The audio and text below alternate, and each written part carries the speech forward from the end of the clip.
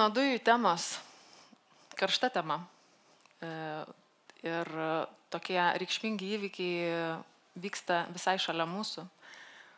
Ko gero, ne vienas iš jūsų jau girdėjote apie tai, jog savaitgalį buvo paskelbta, kad dujų srauto per dujotekį jungianti Suomiją ir Estiją nelieka. Sekmadienį strateguodami su komanda neplanavome, kad tai truks ilgą laiką. Šiandien, ką žinom, kad dujų srauto šiuo dujotekiu nebus mažiausiai 5 mėnesius. Iššūkių yra ir akivaizdu, kad šie įvykiai pakankamai stipriai veikia tiek Suomijos, tiek kaimyninių šalių rinkas, tačiau tuo pačiu verta paminėti, kad gera žinia ta, kad šis pastarasis įvykis niekaip nesutrukdė aprūpinimo gamtinėmis dujomis nei Suomijos, nei Baltijos regiono. Taigi tokie įvykiai daugiausia veikia gamtinių dujų kainas, kurios jau ir taip daugiau nei 1,5 metų yra labai sudėtingai nuspėjamos ir tai tampa labai aktualia tema visiems, tiek tiesioginiam šio išteklio vartotojams, tiek tiem, kuriuos dujų kaina veikia netiesiogiai. Ir pastarųjų metų įvykiai sąlygojo didelius pokyčius tiek pasaulinėje dujų rinkoje, tiek Europos dujų rinkoje, nors dabar jau pats pikas kaip ir praėję, situacija stabilizavosi, tačiau vis dar matome pakankamai aukštas dujų kainas, kokių anksčiau nebuvome pratę matyti. Taigi šiandien aš kviesiu jūs kartu iš arčiau pasižiūrėti, kokia yra gamtinių dujų situacija pasaulyje ir Europoje, taip pat užeisime ir į mūsų regioną ir pamėginkime kartu paieškoti atsakymo į klausimą, kiek tikėtina, jog netrukus sulauksime stabilumo. Prieš metus matėme pačias aukščiausias gamtinių dujų kainas. Ir taip, nors dabar labai akivaizdu, jog kainos mažėja, tačiau tas geopolitinis fonas, jisai vis dar pakankamai reikšmingai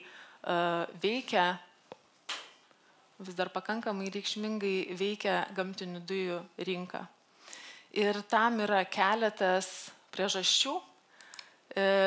Praėjusiais metais mes visi stebėjome, kaip sėkmingai ir sparčiai buvo pildomas gamtinių dujų saugyklos Europoje. Ir dar prieš prasidedant praėjusiam šildymo sezonui atsargos buvo aukštesnės negu buvo tikėtasi. Ir dėl šiltos žiemos šiais metais užbaigėme sezoną su rekordinio lygio atsargomis saugyklose, kas taip pat įtakojo ir šių metų situaciją, kai dabar mes galime stebėti Europos saugyklas net 97% užpildytas. Ką tai reiškia dujų kainoms? Tai reiškia, kad mes turime bent kažkokį atsipalaidavimą šitoje vietoje. Kitas elementas, taip pat stipriai įtakojantis gamtinių dujų kainą Europoje, yra importo į Azijos šalis poreikis. Praėjusiais metais dėl lockdownų, dėl sulėtėjusios ekonomikos, Azijos poreikis buvo smarkiai kritęs. Šiuo metu matome nuosaikų jo kilimą, tačiau tai toli gražu dar nepriartėja prie 21 ar ankstesniais metais buvusių lygių. Ir taip matome, kad Azijos rinka kol kas ypatingai neįtakoja gamtinių dujų kainų Europoje. Natūralu, kad pakilus išteklių kainoms ES vartojimas krito. Ir didžiąja dalimi tai lėmė pramonė, kuri mažino ar stabdė gamybą, taip pat kas galėjo perėjo prie alternatyvų. Taip pat gyventojai keitė savo įpročius, žinoma, ir oro sąlygos įtakojo tai ir natūralu, kad gamtinių dujų vartojimui tikėtina prireiks laiko atsigauti, o gali būti taip, kad vis dėlto išliks tas pats lygis ir nebepamatysime prieš karą buvusių poreikių. Besikeičiant geopolitiniai situacijai, natūralu, kad kinta ir gamtinių dujų importo šaltiniai. Rusiškos dujos jau praėjusių metų pabaigoje, antroje pusėje, sumažėjo iki minimumo ir šiuo metu stabiliai laikosi ties 80% padala ir šiuo metu dujos yra paduodamos per Turkstrymą ir tranzitu per Ukrainą, tokioms šalims kaip Austrija, Slovakija, Vengrija ar Moldova. Sumažėjusi gamtinių dujų tiekimą iš Rusijos labai sėkmingai užkeičia suskystintų gamtinių dujų tiekimas, ką ir rodo Europos SGD išdujinimo kreivės augimas. Na ir pažvelkime į ES situaciją per pastaruosius 3 ketvirčius. Ką matome, kad vartojimas vis dar krinta ir vidutiniškai ES vartoja apie 11% mažiau nei praėjusiais metais tuo pačiu laikotarpiu. Šioje vietoje pirmauja Estija ir Lietuva.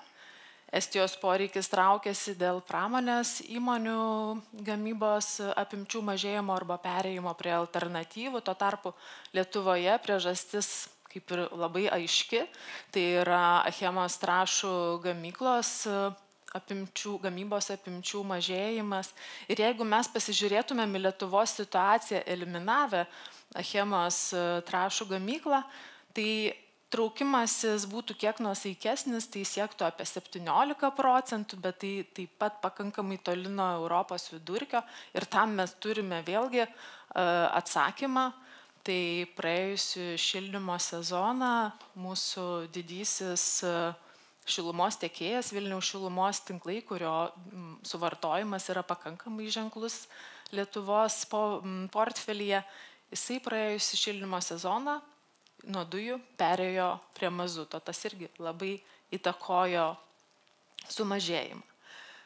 Na ir keliaujam toliau ir pasižiūrėkime, kaipgi šiandien atrodo ES gamtinių dujų tiekimo šaltiniai.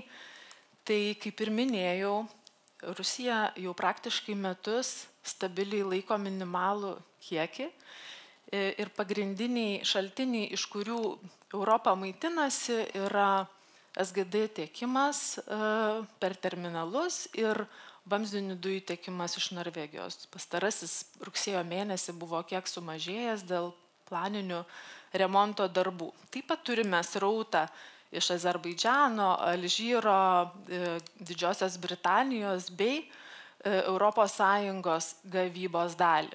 ES gavybos dalyje pagrindinis iki šiol buvo Nyderlandų Groningeno telkinys.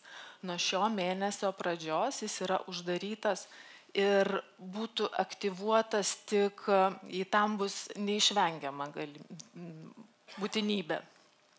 Ir pasižiūrėkime, kaip atrodo tuo tarpu ES vartojimo kreivė. Kaip galite matyti, šiltuoju laikotarpiu Europa įsigyja arba išgauna daugiau negu jos poreikis ir deda šias dujas į saugyklas tam, kad poreikį užtikrintų šaltuoju metų laikotarpiu. Per pastaruosius 2 metus iš eilės mažėjantis Europos vartojimo poreikis rodo tokį signalą, jog Europa pakankamai aktyviai reaguoja į gamtinių dujų kainų kilimą ir tuo pačiu turime žinutę tokią, kad Europai pakankamai gerai sugebėjus praėjusiais metais, praėjusiu šaltuoju laikotarpiu įgyvendinti Europos komisijos įpareigojimą dėl gamtinių dujų vartojimo mažinimo, panašu, kad šiais metais lygiai taip pat sėkmingai įpareigojimą galėsime įgyvendinti. Ir kalbant apie vartojimo sumažėjimą, tai šioje vietoje didžiausią vaidmenį žinoma atlieka ne tik taupimo priemonės, bet ir alternatyvių kuro rūšių pasirinkimas taip pat prisideda ir oro sąlygos. Prasidėjus karui Ukrainoje ir rusiškas dujas keičiant suskystintoms gamtinėms dujoms, šiuo metu stebime situaciją, kai Europos dalis pasaulinėje SGD rinkoje sudaro praktiškai trečdalį. Ir jeigu pažiūrėsime į laikotarpį prieš karą, kai Europa savo įsigijimų portfelyje turėjo tik maždaug 1/5 suskystintų gamtinių dujų, dabar situacija kitokia. Suskystintos gamtinės dujos sudaro praktiškai pusę viso portfelio. Ir jeigu dar atidžiau pasižiūrėtumėte į šį grafiką, pamatytumėte, kad prieš karą priklausėme nemaža dalimi nuo Rusijos. Šiuo metu, kiekinė prasme, praktiškai tokia pat dalimi priklausome nuo SGD tiekėjų. Tik esminis skirtumas yra tame, kad SGD tiekimo dalis yra diversifikuota. Tai reiškia, kad Europa gali įsigyti gamtinės dujas iš bet kurio SGD žaidėjo, kas užtikrina konkurencingą kainą. Taip pat tai reiškia, kad Europa tampa daug labiau, daug jautresnė pasauliniam SGD rinkų pokyčiam, ką rodytų pastarieji pavyzdžiai kaip Australijos SGD gamyklos darbuotojų streikas ar Hamas veiksmai Izraelyje, dėl kurių buvo keletas netoli Gazos ruožo esančių dujų gręžinių sustabdyti.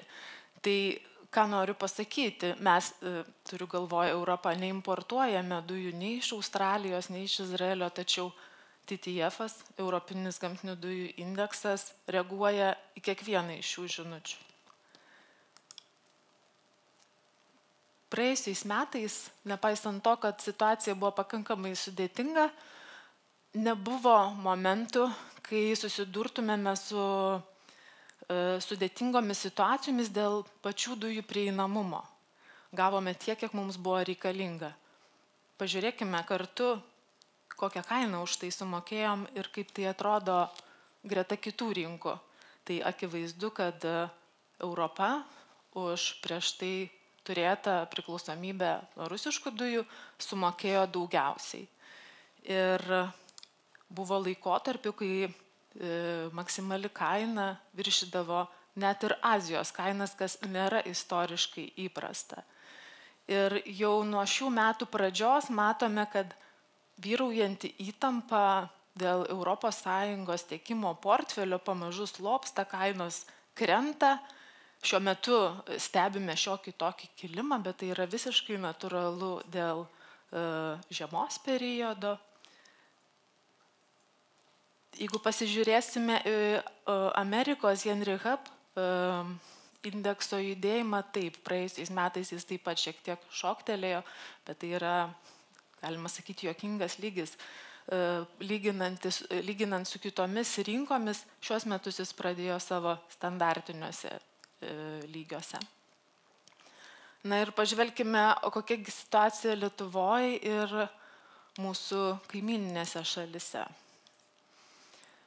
Šiais metais mūsų visų, o ko gero labiausiai Suomių laimiai, mes turime naują infrastruktūros objektą, Inkų suskystintų gamtinių dujų terminalą Suomijoje. Kaip šiandieninė situacija rodo, tai buvo labai savalaikis, labai reikšmingas sprendimas. Inkų jo atsiradimo ir veiklos pradžios momentu buvo vertinamas kaip tiesiog dar vienas tiekimo patikimumą užtikrinantis regione elementas. Šiandien dienai tai yra pagrindinis elementas, be kurio suomiams būtų daug liūdniau. Na, o kalbant apie mūsų Klaipėdos SGD terminalą, tai kaip ir anksčiau, nuo tada, kada netekome importo iš Rusijos, taip ir dabar, jisai yra pagrindinis gamtinių dujų importo šaltinis regione. Taip pat nemenki kiekiai šaltuoju laikotarpiu yra tiekiami iš Latvijos Inčiukalnio saugyklos, bei dalis kiekių užtikrina regiono poreikį per GIBL jungtį, kuri buvo atidaryta praeitų metų pavasarį.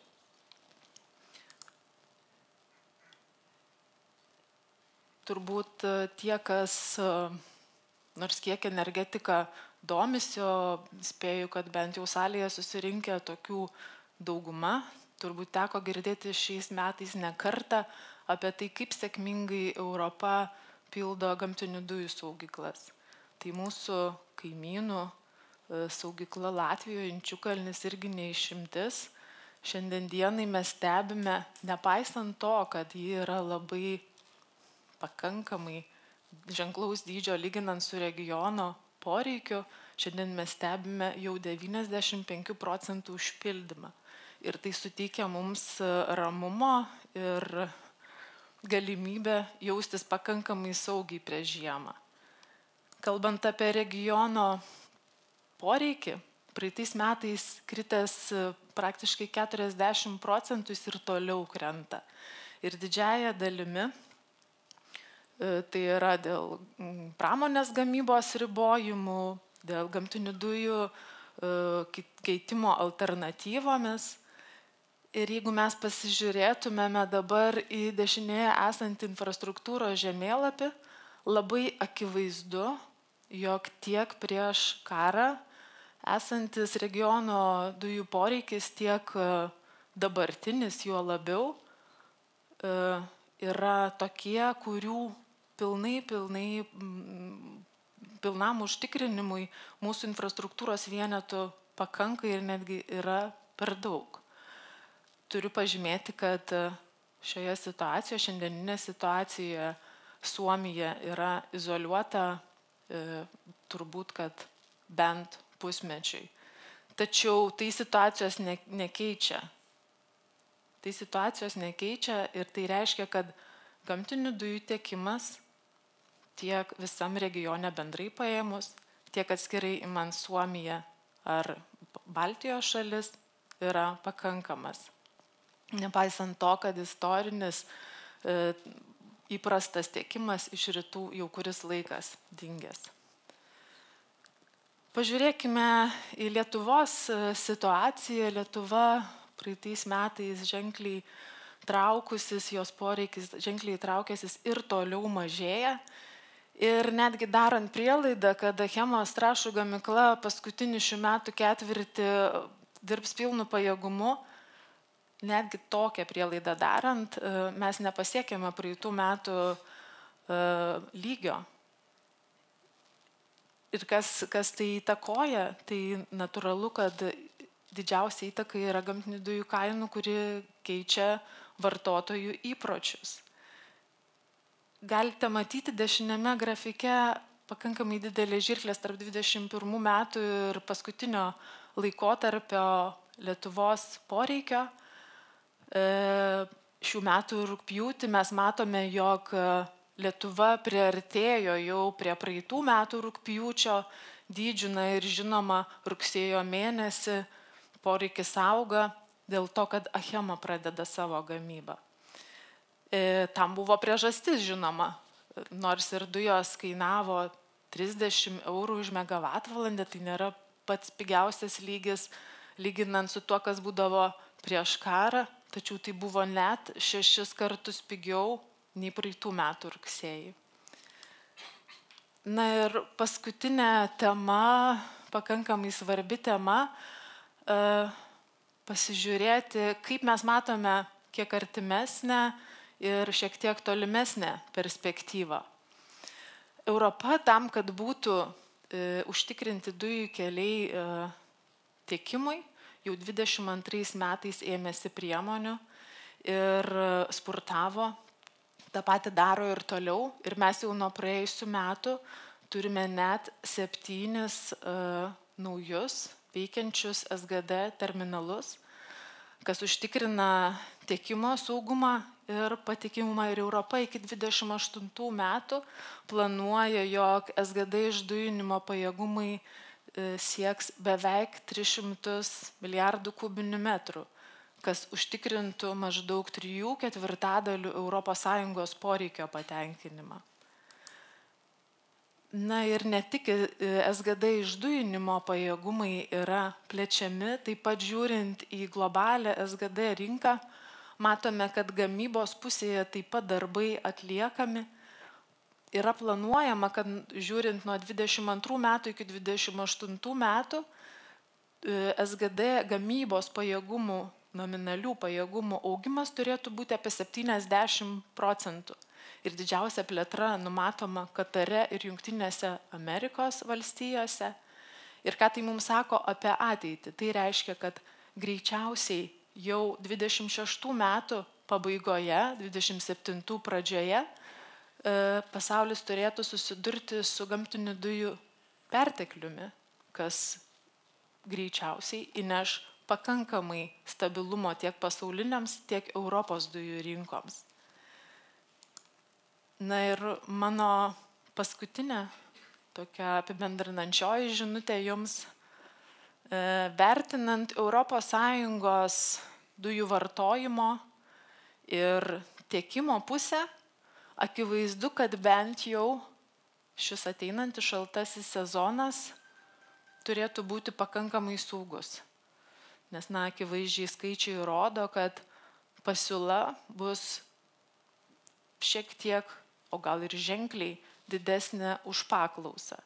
Žinoma, nereikėtų atmesti to, kad susidursime mes su dujų kainų svyravimais, kuriuos gali įtakoti tiek orai, tiek neplanuoti tiekimo infrastruktūros ribojimai, kaip dabar turime Suomiją. Tačiau bendraja prasme, nepaisant to, kad vėlgi girdime įvairių žinučių ir neoficialių žinučių, kad gali nutrūkti tiekimas per Ukrainą dėl vienokių ar kitokių, dėl karinių veiksmų, dėl politinių sprendimų. Nepaisant to, ES dujų vartotojai gali jausti saugiai. Ačiū Jums už dėmesį.